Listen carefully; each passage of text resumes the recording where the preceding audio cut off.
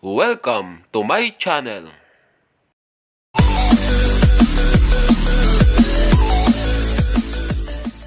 Ang atin pong lulutuin ngayon ay tinulang manok. At ito naman po ang ating mga sangkap.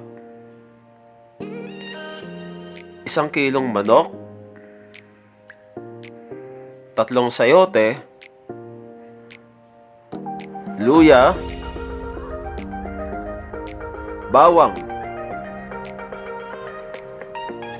sibuyas,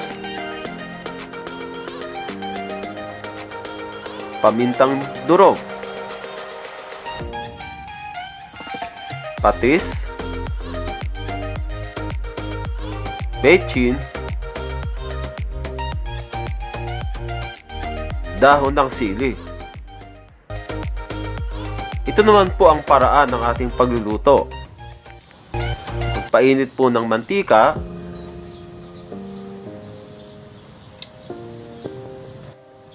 una po nating ilagay ang luya. At pagkatapos po, isunod natin ang bawang. Halu-haluin po natin at hintayin po natin kumulo ng kaunti ang bawang. Pagkatapos ilagay na po natin ang sibuyas. Pagkatapos ilagay na po natin ang ating manok. Ito po ay sasangkutsain po nating maigi para maalis po ang lansa ng manok. Halo-haluin lang po natin.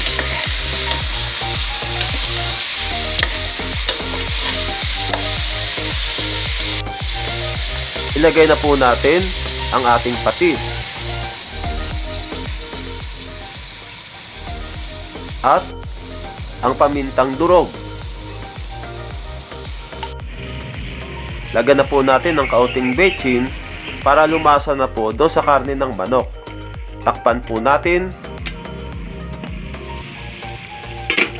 At tingnan po natin kung medyo natutuyuan na po. Ibig sabihin, pagka medyo natutuyuan na, ay nasangkutsa na po at naalis na po yung lansa ng manok. Takpan po ulit natin.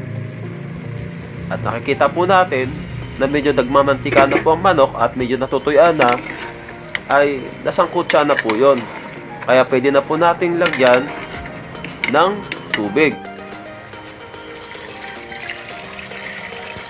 Depende po sa inyo kung gaano karaming tubig ang inyong ilalagay. Hintayin po natin kumulo. At ilagay na po natin ang ating sayote. Takpan po ulit natin at hintayin po natin maluto ang sayote. Tingnan po natin at kung malambot na po ang sayote at luto na rin ang manok, pwede na po nating ilagay ang dahon ng sili. At pagkatapos pong ilagay ang dahon ng sili, patayin na po natin ang apoy. At ito po, luto na ang ating tinolang manok.